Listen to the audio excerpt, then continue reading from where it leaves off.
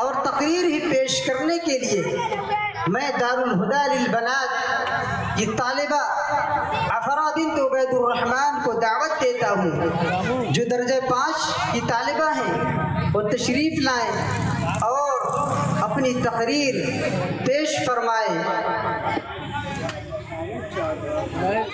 مغرب کے بعد فوراً آ گئی دعوت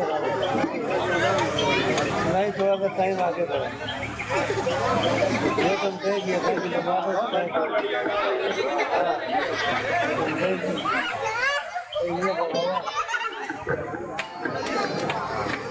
السلام علیکم ورحمۃ اللہ وبرکاتہ۔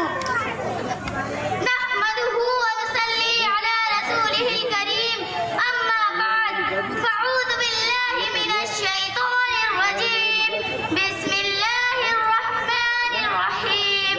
هو الذی ارسل رسوله بالهدى ودین الحق لیظہرہ علی الدین کلہ ولو کرہ المشرکون۔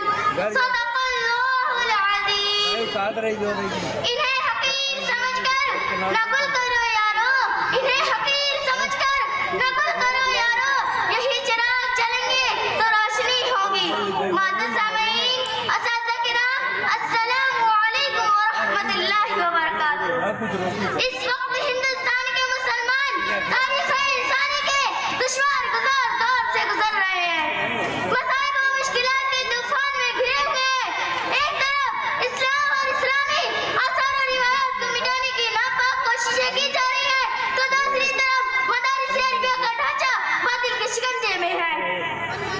اسی پر بس نہیں بلکہ آج ان مدارس کو دہشت گردی کا اڈہ قرار دیا جاتا ہے، حالانکہ انہی مدارس اور خانقاہوں کے اندر اللہ کی صدا بلند کرنے والے بزرگوں کی دعاؤں کے طفیل انگریزوں سے نجات اور رہائی نصیب ہوئی۔ آج کثرت پر اترانے والوں اور اقتدار پر گھمنڈ کرنے والوں، تمہاری حکومت انگریز کی حکومت سے طاقتور نہیں۔ اگر تم باز نہ آئے تمہیں بھی ظلم کا وبال بھگتنا پڑے گا۔ اس لیے میں کہتی ہوں، اے مسلمانوں، مدارس و مکاتب کی اہمیت کو سمجھو اور دینی اداروں کی قیام کی طرف خاص توجہ دو۔